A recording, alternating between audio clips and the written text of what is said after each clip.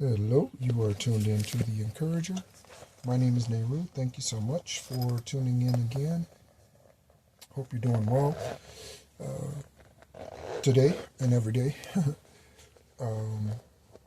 As I say, wherever you find yourself. If you would like to reach out to me, you can find my email address in the information or description section of the video. And thank you so much for tuning in.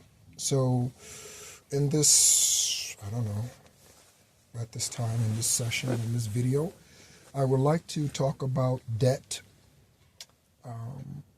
but not just money. I would like to talk about 4 different types of debt, or 4 different types of poverty. And of course, there's financial poverty, right? There's financial debt, credit cards, loans, secured or unsecured. And a mortgage can be a beneficial thing, but a mortgage is also a debt. And so this is not certainly not a financial class. And again, for 13 years, I've been a tax accountant, although that's not my primary focus. I prepared just 2 returns so far this tax year. And granted, it only started a couple of days ago. It started on the 29th. But I honestly don't suspect that I'll be doing many more than, I don't think I'll be doing more than 5 tax returns this year. And so, because again, it's not where my heart is. And so this is where my heart is, helping us all become the best, purest, highest, truest version of ourselves possible through healing and through recognizing what our debt is and how we can pay off our debt. Because unlike the tax system in the U.S., you cannot write off any of the other debt that I'm going to speak of. You can write off your tax debt in certain situations, but you cannot write off the other debt that I'm going to speak of. You have to either work the debt off. Okay, so it's just like in the natural. If you owe a man or woman, man being unisex, if you owe a man, right? So in biblical readings, we read about how the man left the mother and father to go to the wife, right? We read about that. And I have a perspective on that, but I'm not going to get into that in this video. And so with that, he was subject to the female's husband, the female's father and his family for 7 years before he could have that woman. That's a true story, or that's factual, I guess you could say, right? And so, again, I have perspective about why that is, and why it was mentioned during that time, that culture. It was never mentioned again in the New Testament. And there are other reasons why I believe that happened during those times. So what are the other debts?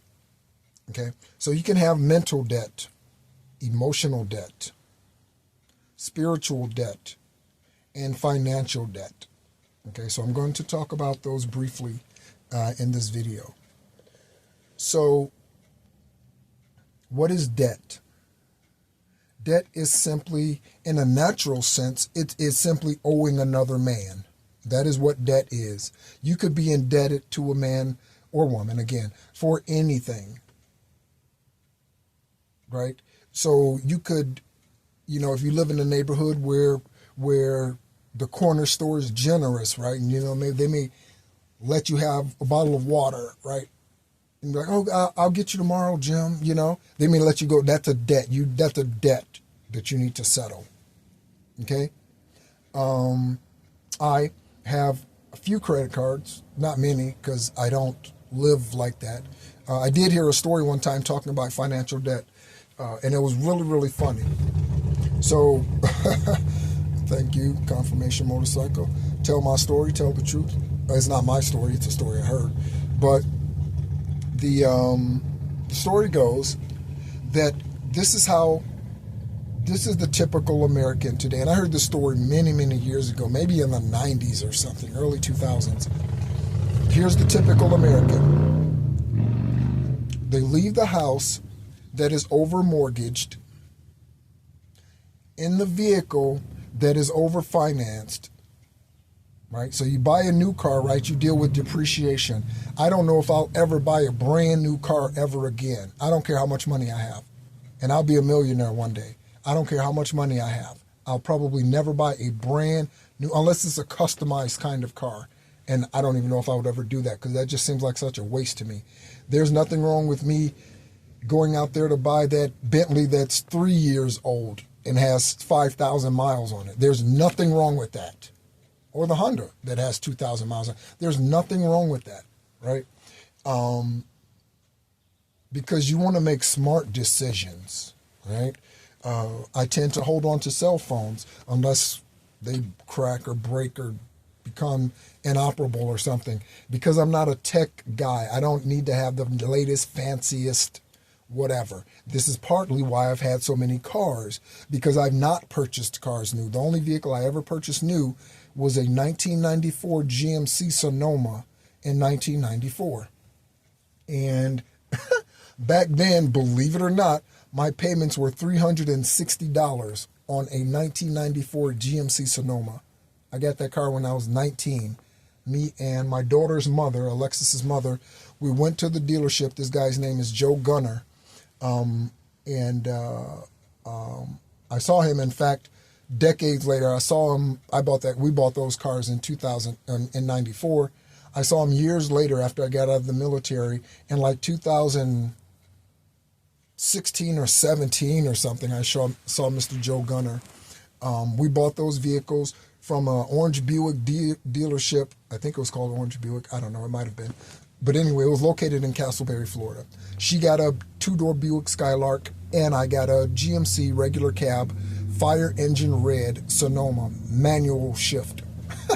The cheapest you could, and it was still, payments were still $360 a month, right? And I signed that contract. I don't know what I was thinking, right? I did have two jobs. And I was still living at home.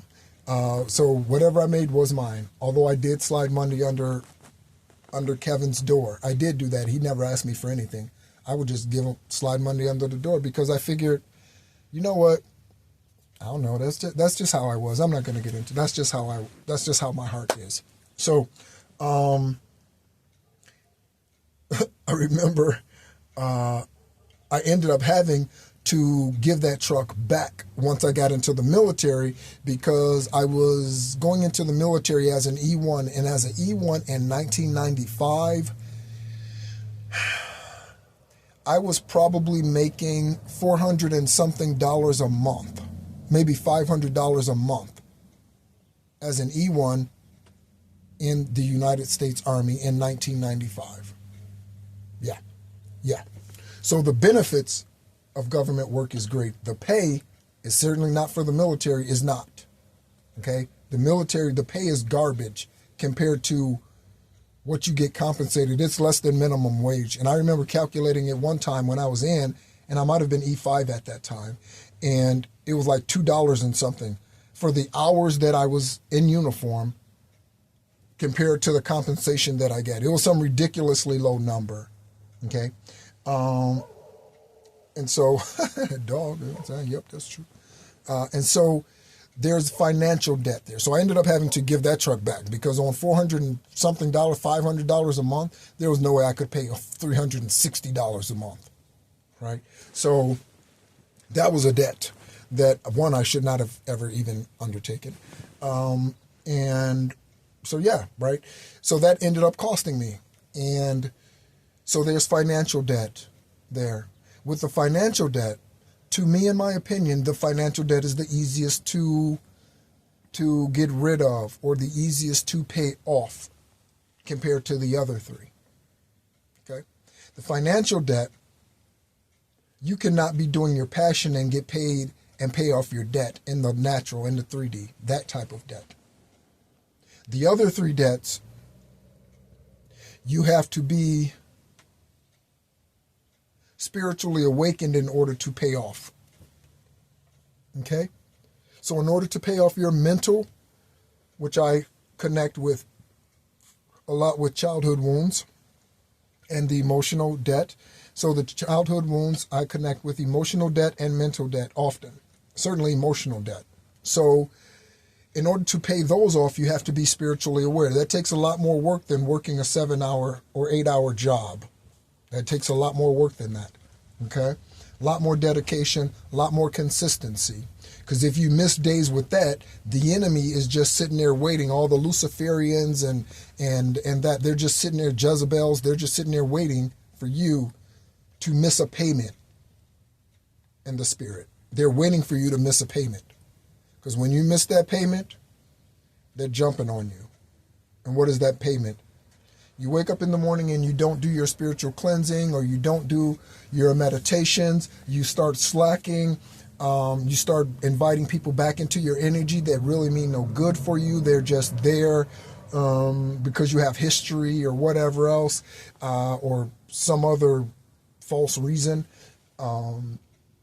And you invite them back in, so you compound that debt, right? So we talk about compound interest, which is a beautiful thing when you're trying to build wealth, okay? But it works just the same the other way, certainly spiritually. When we are inviting those things that are not for our good, or holding on to that debt that we really need to release or pay off, okay? And so that's the physical debt. Easy to pay off, or the easiest of the four to pay off. Okay? So what's the mental debt look like? So mental debt looks like this. Mental debt looks like self-doubt, low self-esteem. Okay? Your solar plexus chakra is out of whack. Your solar plexus chakra is your courage, your self-esteem, your confidence, your ability to stand on your own, your cojones. That's where your solar plexus is. Not your real ones, right? Hopefully those are in the right place, man. But your solar plexus is where your strength comes from, where your confidence comes from. When you think about someone who's confident in what they do, right? And they do it well. They dare anybody in the world. And I always go to athletes when I think about this, again, because we get to see them exude so much of their confidence on the field, on the court, in the ring, right? So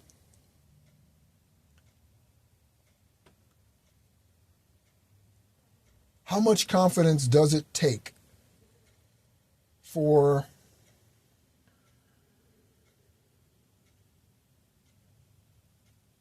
a George Foreman to decide that he's going to come back into the ring and go after the title in his 40s? How much confidence, how much courage does that take? When you have people like Tyson, who were the big names back then? Holyfield. You have these people who are almost half your age, right? You're trying to fight these young guys. That takes a lot of courage, right? And kudos to George for doing that, right? Good for him. And so the mental debt is really the self-doubt. It's the lack of self-love, right, that one has or has for themselves. It's the lack of self-love that one has. And so the way that we get rid of these types of things, there's a couple of ways I see we can get rid of mental debt. One is to do what Nike said and just do it. So whatever that is. The other day I talked about Jim Schneider speaking into my life when I was at the Rock of Central Florida when I first got there in 2003, and telling me about an ST plunge that Most High showed him that I was going to be taking. And he was a guest speaker at the Rock, and he wanted to help me, and he kind of gave me a nudge into that place. So I am being a nudger today, I guess, and giving you a nudge into that place, confirmation for the jet or whatever that is that's flying overhead. So when we want to settle our mental debt, okay, we can go about it again, like Nike says, and just do it. Most people, however, that's not a very practical way of doing things. Most people really need to crawl, walk, run. Most people, I was walking at 7 months old. Okay?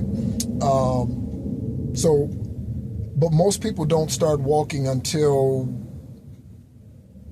I don't know. I don't know when, actually. I don't know, because I started walking at 7 months. So, I don't know. I don't know. When do infants normally start walking? I don't know. So, but most people need to crawl, walk, run, right? And most people get stuck at either the crawl or walk phase, and they never really gain full steam ahead and that good pace where their breathing is good, right?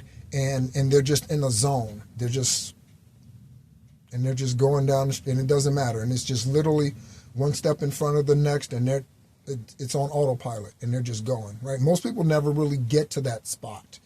And I don't know if there's ever really anything called an autopilot. I think that's always a manned aircraft, or at least it should be.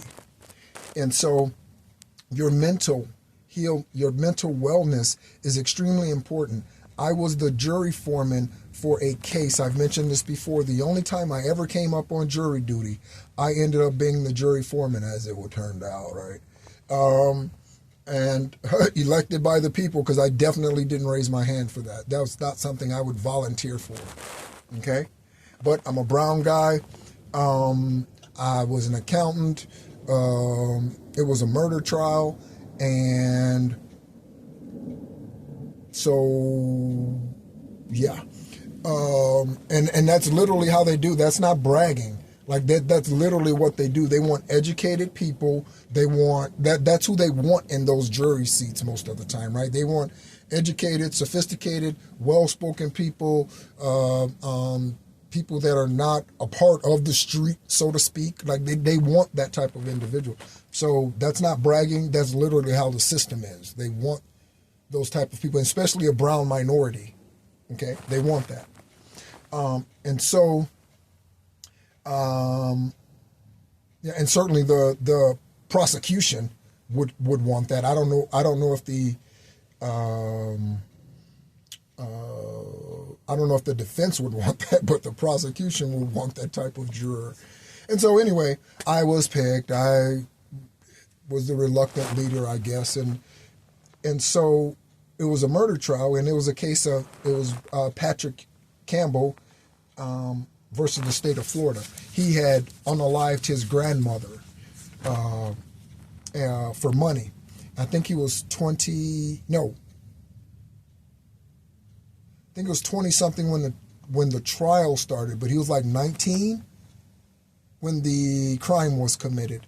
The neighbor across the street had a Ring camera or a Ring whatever thing on their door or camera, and they captured everything, or at least him going to the house and all of that. On the outside, him picking up the rock outside, him standing in the door, and the first time he hit her with the rock. They captured that part, and then he closed the door, and we know what happens after he closed the door, right? Or we suspect. And so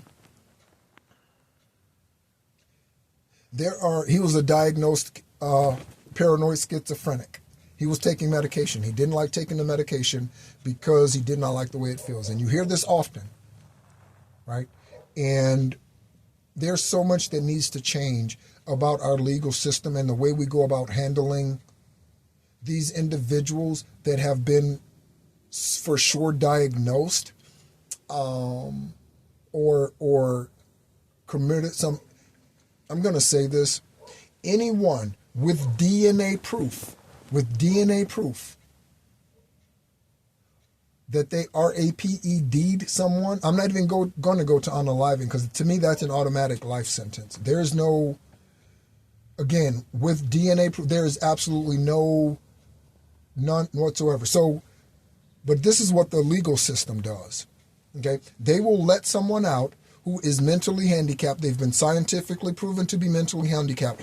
They have been a doctor, a psychiatrist, that could be the same thing, same person, right? You need a doctorate degree to be a psychiatrist, psychologist, Any and everybody screened them, everybody's done it, and they are absolutely mentally not stable. So they let them back out into society, and they end up doing something stupid like Patrick did, or they end up rapeding someone, okay? And so they're sentenced to 10 years, but they get out in 2 years, and then they end up going on to kill 3 more people, to unalive 3 people before they're caught. Whoever released those individuals, whoever signed that, they need to be held accountable legally for releasing that individual. We've had all the scientific evidence to show that they are mentally in debt. They cannot pay this off because they are not cooperative, so they don't take their medicine. I'm trying to think of another word for that. They are non-compliant. Thank you. Non-compliant. So they are non-compliant in the guidance that we've given them. These individuals need to be locked away and locked away for good. Good until it is scientifically proven that they are okay. And I said scientifically proven. Okay? You let these individuals out 3 years after a 10-year sentence, and they go out and they do the unthinkable to multiple people. Someone needs to be held accountable, and it's other than the individual that has the mental illness. Someone needs to be held accountable. Okay? These are mental debts. Okay? And again, that's not the majority, that's the minority. Most people just do the unthinkable things to the innocent. I'm not talking about to those who've done wrong against you, because trust me, there is nothing more that I would like to do than to take a bat with spikes in it and smash Roxanne's head in it, or knock Kevin upside the head with. There's nothing more that I would love to do.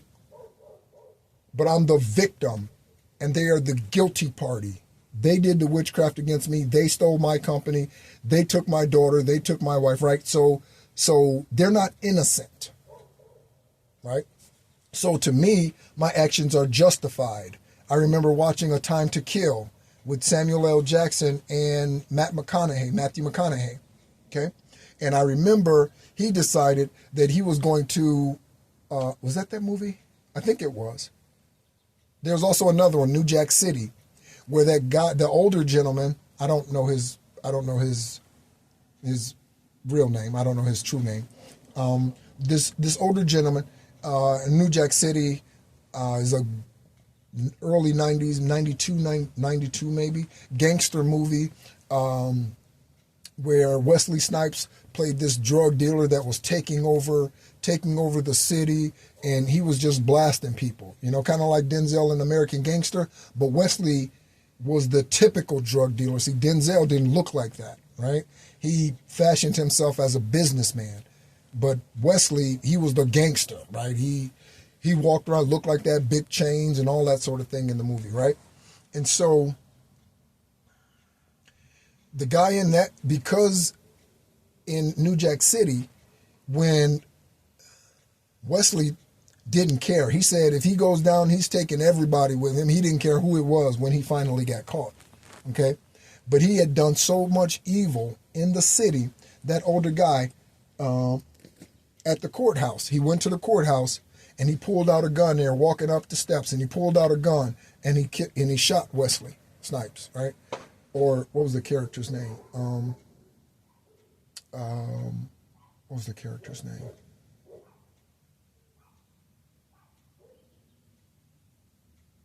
I can't remember his name right now. That's going to bother me.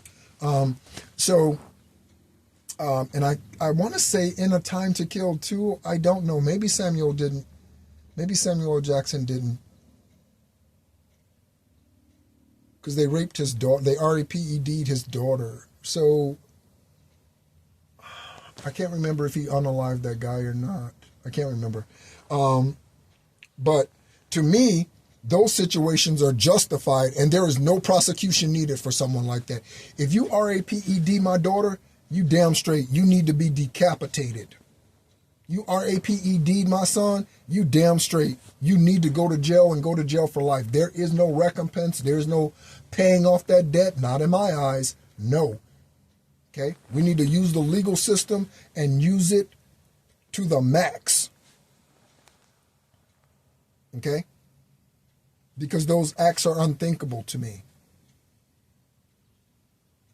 Okay? So the justice system fails us, and the mental debt that people often have, the emotional debt that people often have in the legal system, and that has them doing things that are illegal, right? And tragic. The legal system pays their debt often, and it pays their debt by letting these punk asses out way too soon, or at all. In so many cases of serial killers, they were arrested for some horrific crime before they went on a killing spree. That's the legal system's fault. And whoever signed their release orders, it's their fault. They need to be held accountable. Okay? All right? So the legal system cannot pay off your mental debt and your emotional debt. They try to, but they don't. And there's justification for taking a life, for harming someone or taking a life that you love. There's absolutely justification for that. 100%, no question about it. No question about it. Okay? And I'm standing firm on that. No question about it. You take a life from me, I deserve to take a life from you. Give me a gun, hold him there, and let me pull a trigger or choose to punish him however I choose to. Yes. Yes. The family needs to be able to make that decision. Because the judge is not emotionally vested. The judge didn't know Greg Lloyd. And it's not a racial thing. The judge didn't know Greg Lloyd. The judge over in England, they don't know Susie Lamplaw. They don't know her. She's been missing since 1986. There's no emotional investment there. They don't love her. Her parents loved her. Her siblings love her. And her family members and friends love her. That judge, that attorney, they don't love her.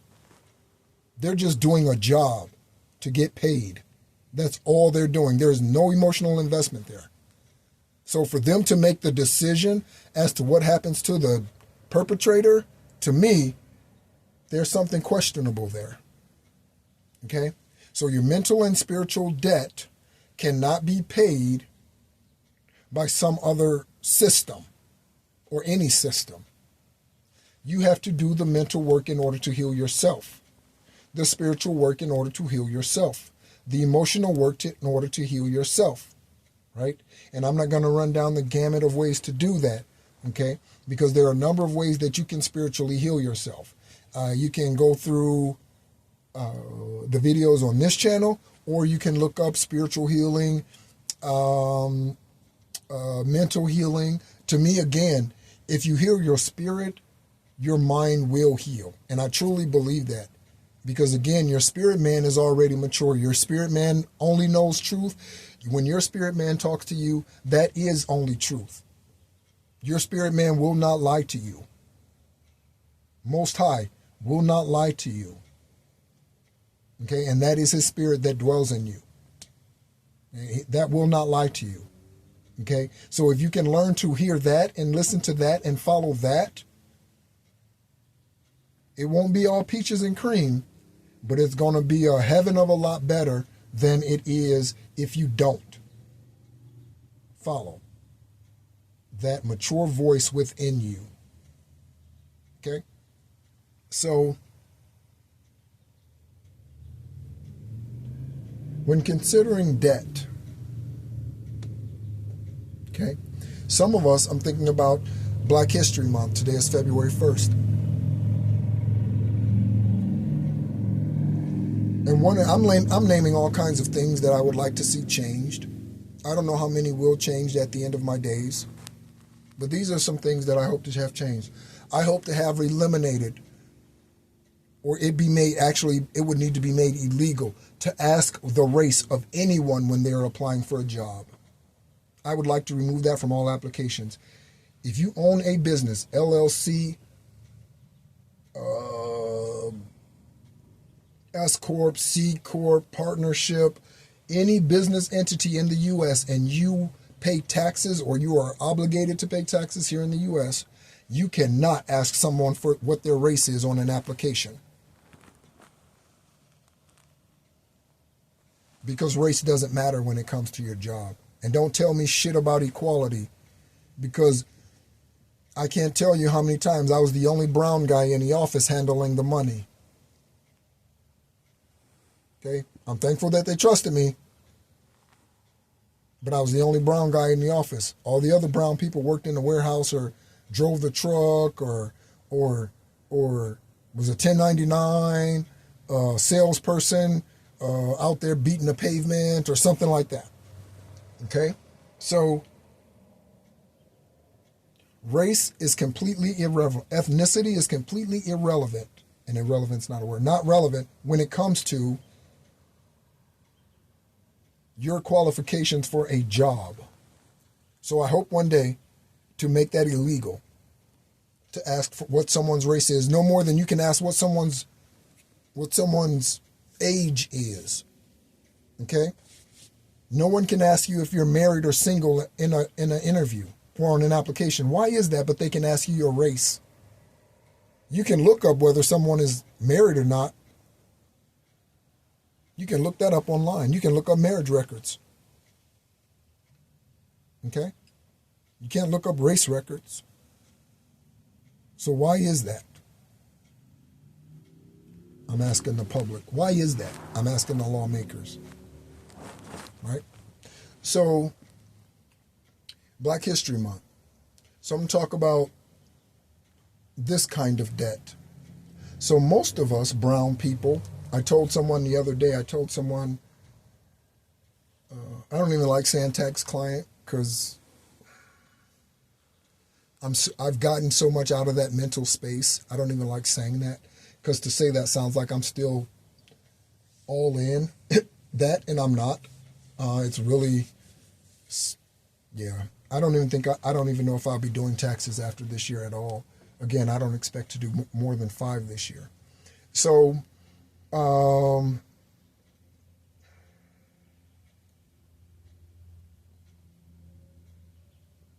there are people today who still walk around yelling, screaming, talking about racism and white versus black here in America.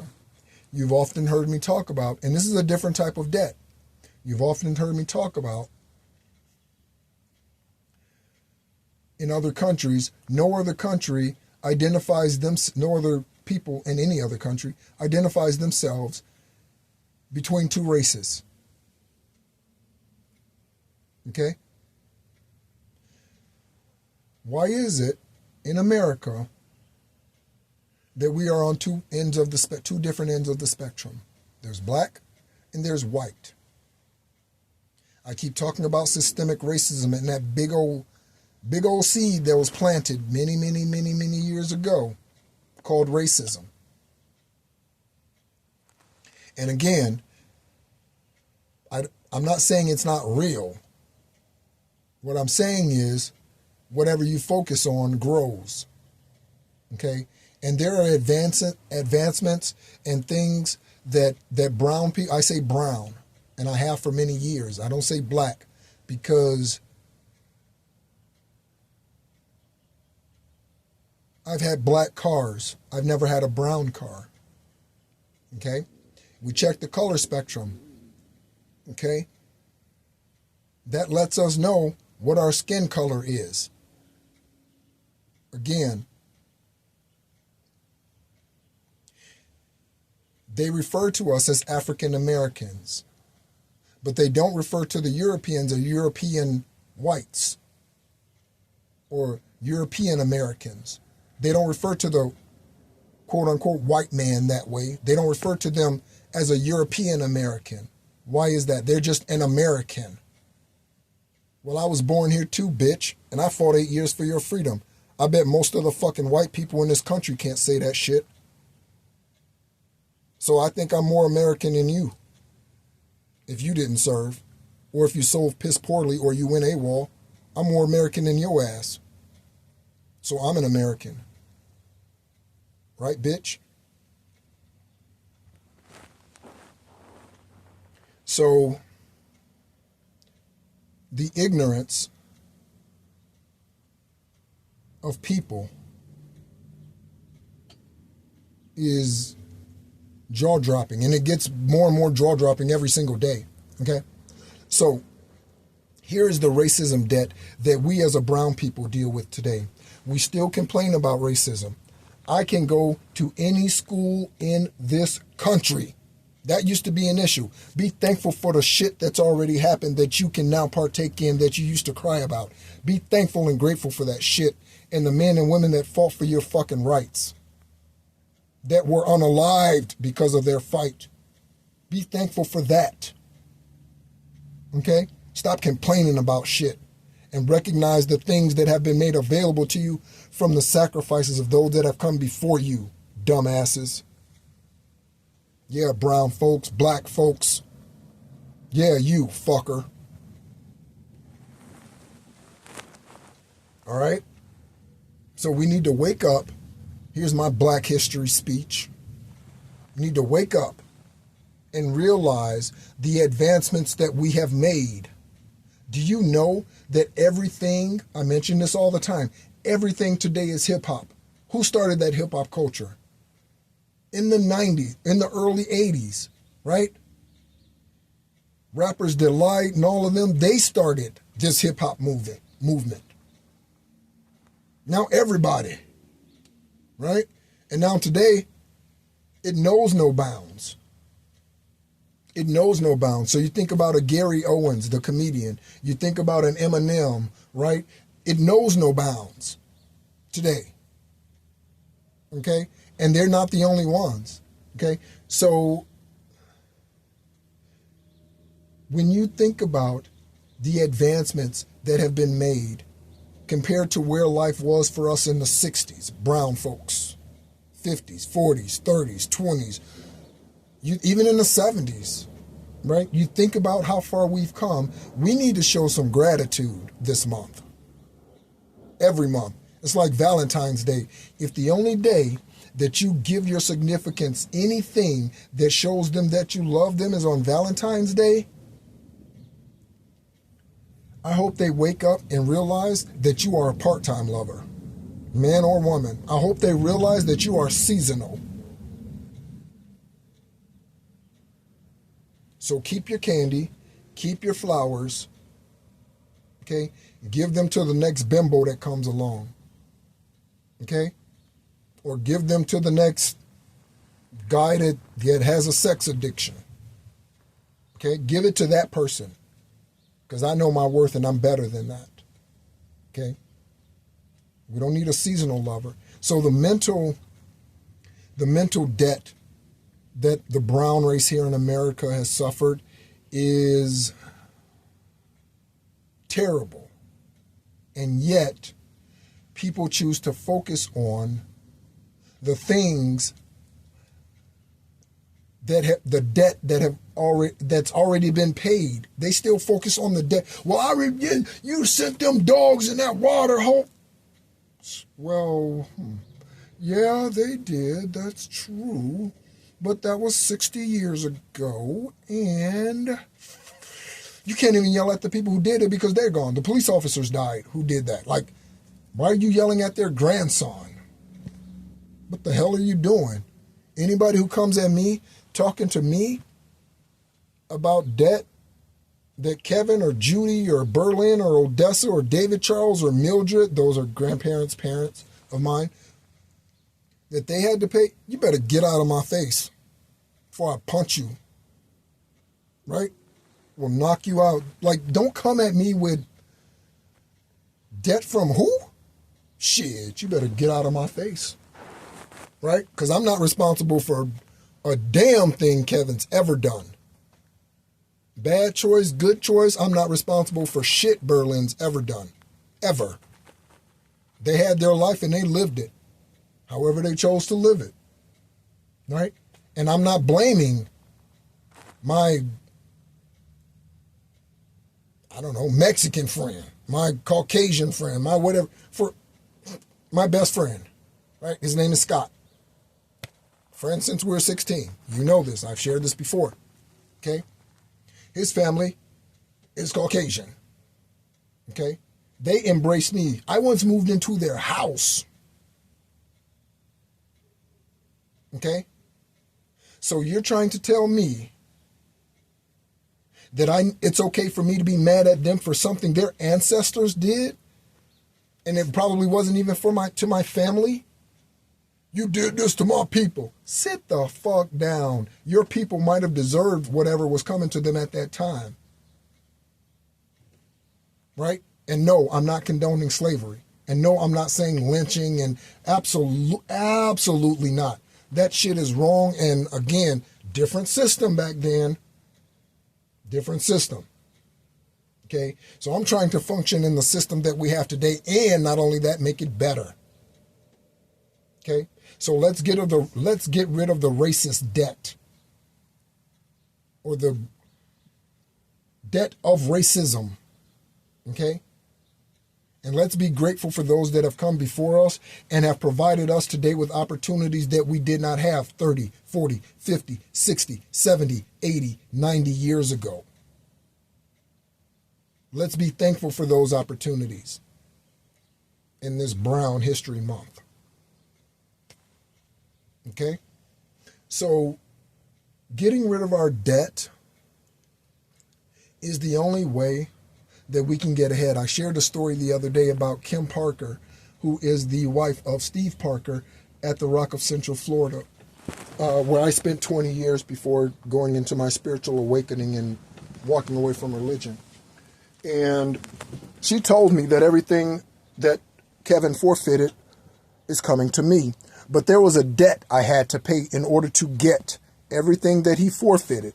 There was a debt I had to pay. It just wasn't a cakewalk. Okay? I had to go through the same thing, the same temptations, the same challenges, or whatever else that he had to go through, on top of whatever I needed to go through based on my previous life's failures. So you carry debt from one life to the next life to the next life. Again, this is how family generational curses are started. And this is how they continue, because we carry debt from one life to the next life, to the next life, to the next life. So if your life ends unexpectedly in one lifetime and you didn't get to pay your debt off in that lifetime, guess what? You're born into this lifetime with that same debt. Okay? And these are things that happen in people. These are processes, spiritual processes and principles that most people live their lives completely unaware of. They just wonder, why the hell does my life suck? Because you have karmic debt that you're not recognizing that you need to pay off. And unless you pay that karmic debt off, you will never be happy. You'll never be financially prosperous. You'll never be off of drugs. Your child will be on drugs. Your child will be a murderer, a rapist, or whatever, because you have to pay off the debt first. Okay? So think about your debt, whatever type of debt that might be. Think about your debt and think about how do I go about, and talk to Most High, talk to your angels. How do I go about paying off my debt so that my children and my children's children, even if your children are adults, okay, 4404 when I looked at the timer, how can I go about paying off this debt so that the generation coming after me and their generation, and the children's children, and the children's children, how do I pay off debt so that they do not have to deal with the narcissistic spirit? How do I pay off the debt so that they don't have to deal with the drug addict addiction spirit? How do I pay off debt so that they do not have to deal with the prostitution, the sex addiction? How do I pay off the debt so that they don't have to deal with the financial debt? And I can leave them a gift financially when I leave this place. how can I pay off the debt from my bloodline to free them up? Okay? Thank you so much for tuning in. Again, these are, to me, the 4 key types of debt: spiritual, mental, emotional, and financial. Thank you so much for tuning in. You've been tuned into The Encourager. My name's Nehru. Love you. Thank you. Talk to you soon. And as always, be encouraged.